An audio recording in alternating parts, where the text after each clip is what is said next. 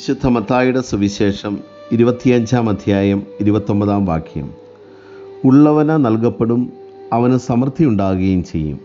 ഇല്ലാത്തവനിൽ നിന്ന് ഉള്ളതുപോലും എടുക്കപ്പെടും.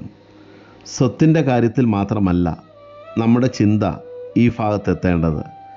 നമ്മിലെ വിശ്വാസത്തിൻ്റെ ആഴത്തിലും ഇത് ബാധകമാണ്. ദൈവത്തിൽ ഉറച്ചു വിശ്വസിക്കുന്നവൻ ഒരു നാളും നശിച്ചു പോവില്ല. അവന് സമൃദ്ധി മാത്രമായിരിക്കും ഉള്ളത്.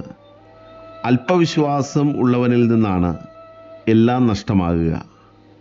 ഈശോ കൂടെ ഉണ്ടാവട്ടെ.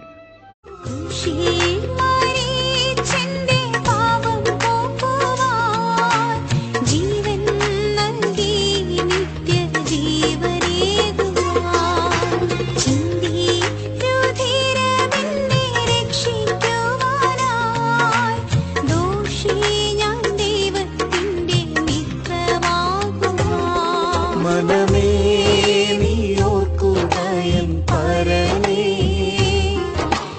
പരനേ